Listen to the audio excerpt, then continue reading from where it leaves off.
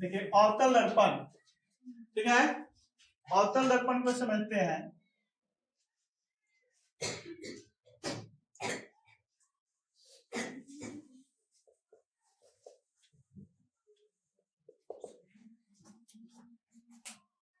इसका डिफिनेशन जो है फिगर से कर सकते हो।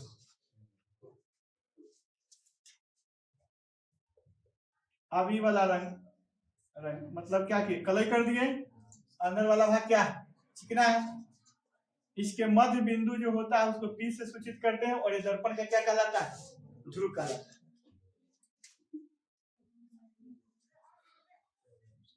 अच्छा एक बात बताइए, ये राउंड इधर से बना होगा कि इधर से, इस साइड से बना होगा, तो निश्चित है कि इसका केंद्र इस साइड कहीं पड़ेगा। तो हम तो अंदाजे ले रहे हैं, तुम लोग चाहो तो चाप से ऐसे खींच सकते हो, और जो बिंदु पड़ेगा वक्ता केंद्र होगा, समझ सकते हो ना। ये हो गया वक्रता केंद्र, और ये हो गया दर्पण का ध्रुव। और इसको ऐसे यहां से जो दूरी होगा, इसे जो घुमा होगा, इसको R से सूचित करते हैं, और ये होता है वक्रता त्रिज्या। और PC जो होता है ये कहलाता है मुख्य अक्ष, मुख्य अक्ष। ओके, इसी तरह एक और हम लेते हैं, तो अलग अलग नहीं बनता। इसमें अगर हम इस साइड रंग देते तो कौन सा दर्पण हो जाता है, उत्तल हो जाता है।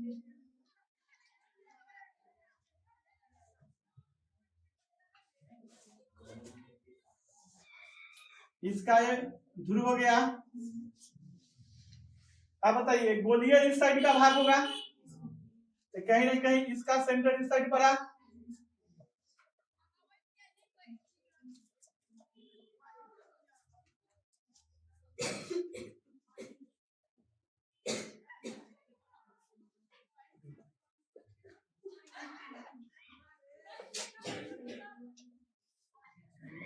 ये मुख्य अक्ष हुआ।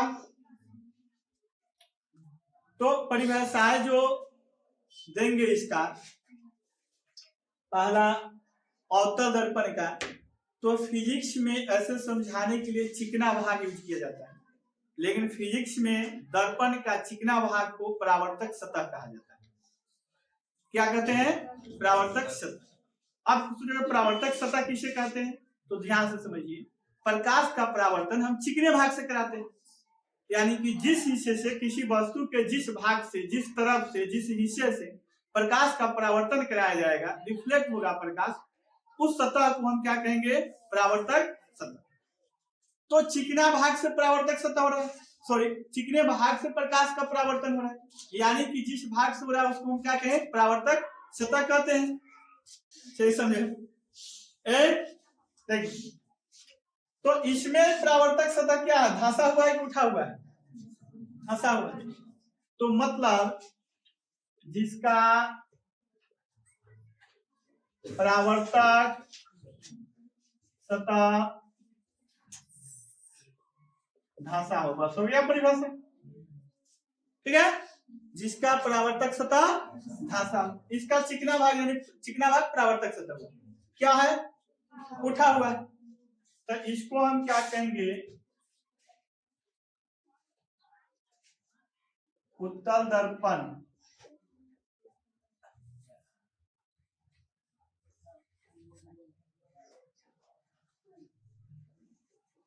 यानी जिसका परावर्तक सतह उठा हुआ, उठा हो, जिसको फिजिक्स में अधिकांशतः होता है उभरा हुआ होना। ध्यान से समझिए, दर्पण एक ही है, एक ही बनता है, उसको अपनी जरूरत अनुसार ऐसे कर लिए, ठीक समझिए। ई रंग दिए, ई रंग दिए तो हो गया उत्तम, आई वाला रंग दिए तो हो गया अवतल, है एक ही तरह के काटा जाता है, और जैसा बनाना वैसा बना सकते हैं। कोई डाउट इसमें। अब इसमें एक दो चीज हुआ है, जैसे ध्रुव है, तो ये होता है दर्पण का मध्य बिंदु, मध्य बिंदु। दर्पण के मध्य बिंदु, दर्पण का क्या कहलाएगा? ध्रुव कहलाएगा। सी, जिसको हम कहते हैं वक्रता त्रिज्या, वक्रता त्रिज्या। अब बोलो क्या देता है? सी को वक्रता केंद्र। अच्छा, तो वक्रता त्रिज्या आप लिख दिए, ब्रैकेट में लिख देते हैं आर। हालांकि पहले सी लिखते उसके बाद लिखते तो हो जाता है सी आर, चलते पहले आर कर दिए, है ना। वक्रता त्रिज्या क्या है? तो वक्रता जिसका दो डिफरेंशन दे सकते हो, एक वक्रता केंद्र और ध्रुव को मिलाने वाली रेखा जो दूरी हो, या दर्पण जिस गोले का भाग होता है उसकी त्रिज्या को कहते हैं। ठीक, ये भी कह सकते हैं। दर्पण जिस गोले का भाग होता है, किसी न किसी गोले का ही ना भाग है, भाग होता है, उसके त्रिज्या को, यहां तो समझ जाओगे। इसके बाद है वक्रता केंद्र, जिसे क्या कहते हैं? सी, यानी दर्पण जिस गोले का भाग होता है, ठीक, उसके केंद्र को, अब एक हो गया प्रधान अक्ष या मुख्य अक्ष। तो दर्पण के ध्रुव और वक्रता केंद्र को मिलाने वाली रेखा, दर्पण के ध्रुव और वक्रता केंद्र को मिलाने वाली रेखा। ठीक, क्लियर हो गया इससे कॉन्सेप्ट?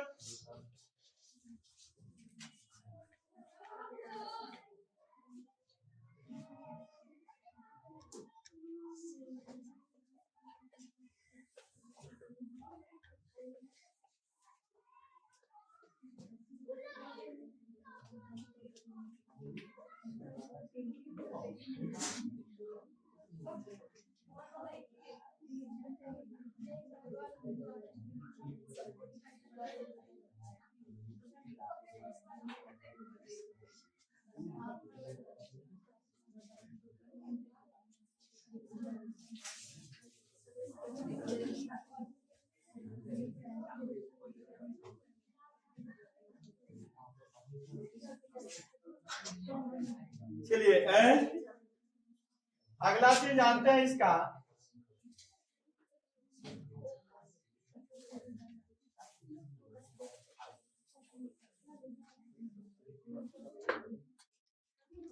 फोकस। क्या जानेंगे? फोकस। देखो, फोकस को समझने के लिए दोनों दर्पण को बनाते हैं, दोनों के एक लेंथ में लेंगे, ज्यादा ठीक रहेगा।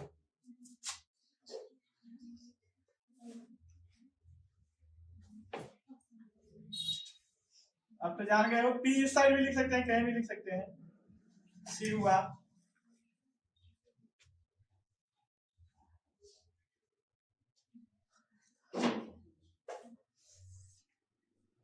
पी, और इसका क्या हुआ? सी। ये हमारा हो गया मुख्य अक्ष, और ये भी हो गया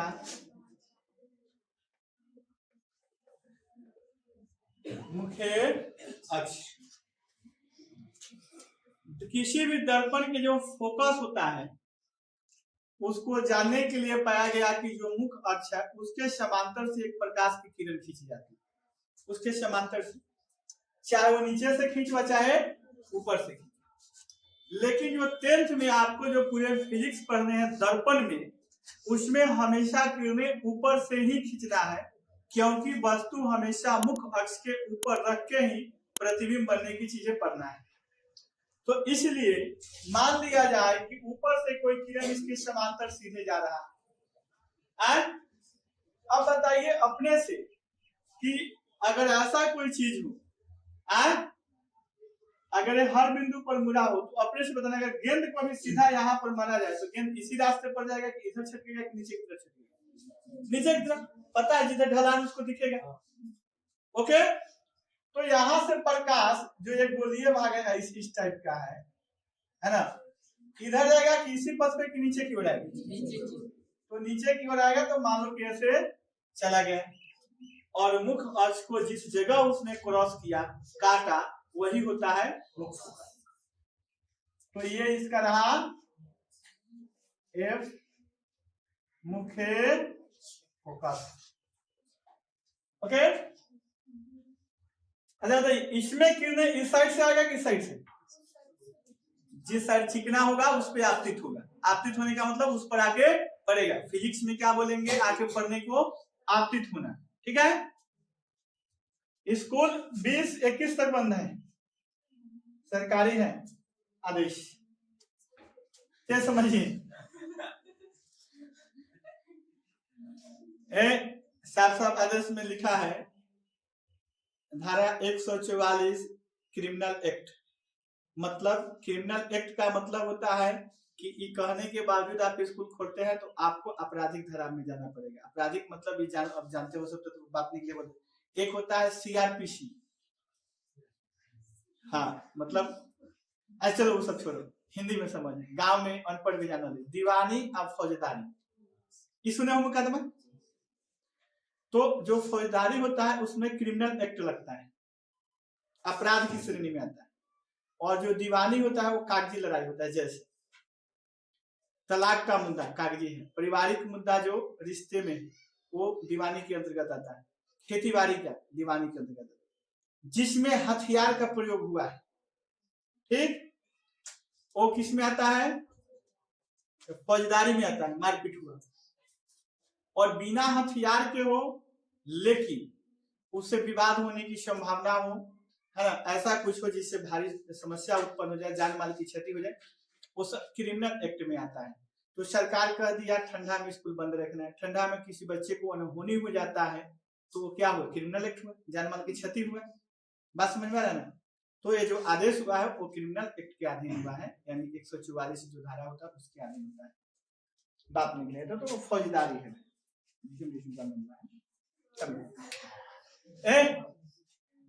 तो इस साइड से किरणें गया तो बताइए किरणें इधर मिलेगा कि ऊपर जाएगा कि किसको पार कर जाएगा? पार नहीं करेगा क्योंकि रंगा हुआ है। अभी मत कहना कि दुगुरा के बीच में से चल जाए, यकीन का सबको रंग नहीं सकते हैं। बात समझ में आ रहा है ना? तो तुम्हारा कहना है कि कहाँ चला जाएगा? भगवान मिली, राम मिली, ये ऐसे चला जाएगा। अब यहाँ किसी की आंखें हो, उसको दिखने वाले को लगेगा कि प्रकाश यहाँ कहीं से आ रहा है, नहीं, यहाँ देखने वाले को क्या लगेगा? प्रकाश इधर कहीं से आ रहा है, यानी कि ये इसका फोकस है, ये इसका फोकस है। अब परिभाषा जो फोकस का होता है मिटा देते हैं, कहीं कंडे बाद में क्या एक वाक्य क्या एक आंख वाला की आज दो गो आंख रहते, अगर एक आंख वाला बन रहा तो पिटाई में देरी होने वही। सुनिए, फोकस धीराज तुम अपने ऊपर कहां ले देता? तुम तो दोनों से वही करते हो जो लोग एक आंख से करते हैं। चल समझो, फोकस की परिभाषा क्या है? तो रट्टा मारने की जरूरत नहीं है, आराम से समझिए। मुख्य अक्ष, इसमें भी और इसमें भी समांतर आपतित किरण समांतर आपतित किरण, आपतित का मतलब कहीं जा रहा है, परावर्तन के बाद मुख्य फोकस के जिस बिंदु से होकर जाती है या आती हुई प्रतीत, यहाँ आते हुए प्रतीत होगा, तो उसे हम क्या कहते हैं, मुख्य फोकस। तो उत्तल दर्पण के लिए क्या हुआ, जाती है, और इसमें क्या हुआ, आती हुई प्रतीत होती है। तो ये सब तो लिखाया गया है, या फिर लिख दे क्या थोड़ा सा, मुख्य अक्ष के समांतर आपतित किरण दर्पण से परावर्तन के बाद, दर्पण से परावर्तन के बाद, अब इसके लिए उत्तल के लिए मुख्य अक्ष के जिस बिंदु से जाती है उसे उत्तल दर्पण का मुख्य फोकस कहते हैं। ठीक है, हाँ अवतल, ठीक ठीक, अवतल का, और इसके बाद अगर इसका लिखना है तो क्या होगा, परावर्तन के बाद मुख्य अक्ष के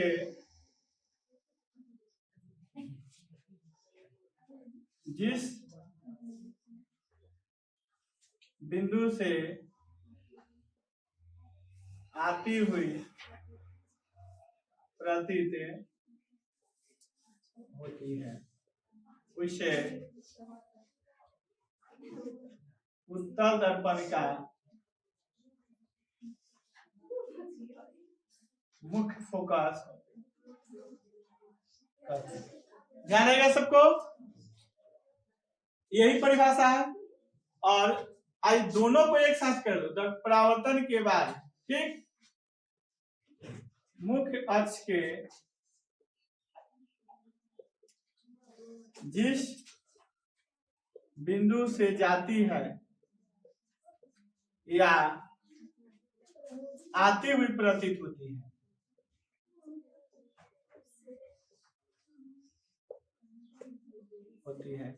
उसे दर्पण का मुख्य फोकस। समझ में आ रहा है चीजें आज? चलिए अब इसमें एक और चीज जानते हैं, फोकस दूरी।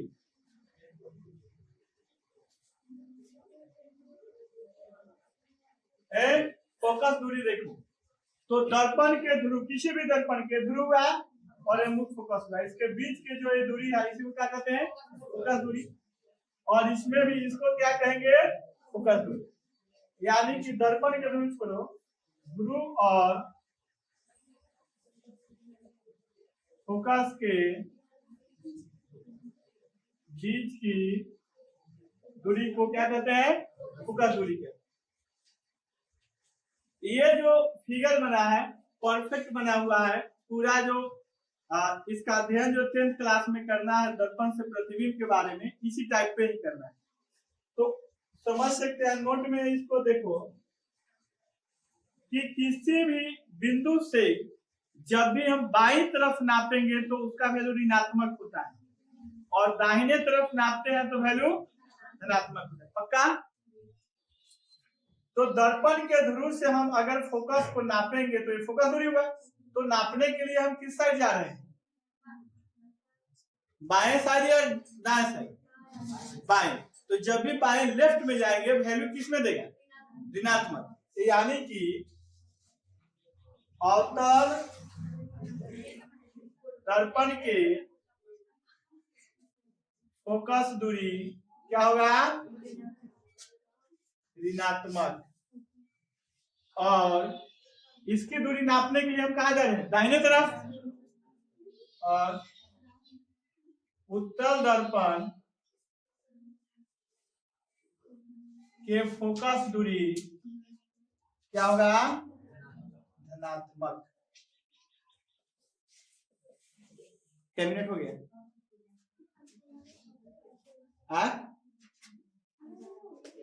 20 मिनट। 20 मिनट। अब बंद करो।